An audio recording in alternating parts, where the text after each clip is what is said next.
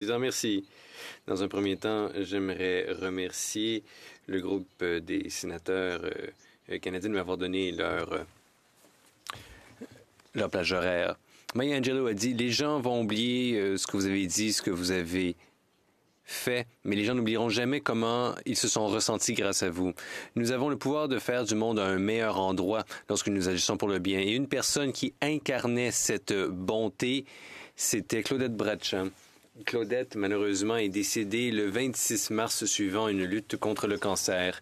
Claudette a été députée de 1997 à 2006, représentant la circonscription de Moncton-Riverview-Dieppe.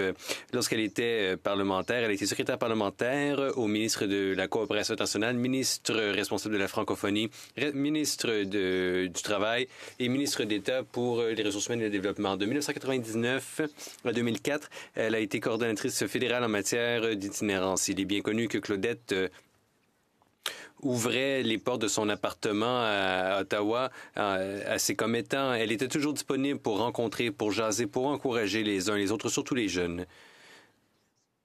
Lorsqu'elle travaillait à un groupe de travail sur les femmes entrepreneurs en 2003, je me rappelle avoir participé à différentes réunions avec Claudette. Selon elle, le travail accompli par le groupe était particulièrement important et elle voulait véritablement que tout le monde qui contribuait sente qu'ils avaient une importance et qu'ils pouvaient contribuer de façon précise.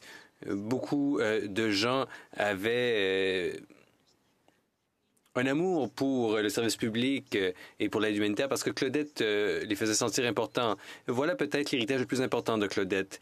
Les gens à qui elle donnait le sourire et ses câlins si connus faisait en sorte qu'elle multipliait l'amour de façon exponentielle. Le projet qui était peut-être le plus important pour elle, c'était le programme Head Start qu'elle a fondé à Moncton avec son mari Doug. Un programme qui a aidé tant de familles, tant d'enfants qui avaient tant de difficultés à répondre à leurs besoins de base, mais la situation s'est résorbée grâce à tous les services offerts dès le début. Alors, je ne puis que penser au nombre de gens dont la vie a été améliorée grâce à la présence, grâce au travail de Claudette, et on l'espère que tout ça va mener à un avenir plus radieux. En 2009, Claudette a été nommée membre de l'Ordre du Nouveau-Brunswick. En 2020, elle a reçu le prix des droits de la personne du Nouveau-Brunswick. Elle était une lumière étincelante dans le monde. Cette lumière qu'elle ne gardait pour elle-même, mais plutôt qu'elle utilisait pour allumer la lumière chez les uns, chez les autres, pour qu'eux aussi puissent resplendir comme elle. Resplendissons comme Claudette et faisons preuve d'autant d'amour que Claudette. Merci beaucoup, chère Claudette. Je transmets mes condoléances à tous ses proches, à toutes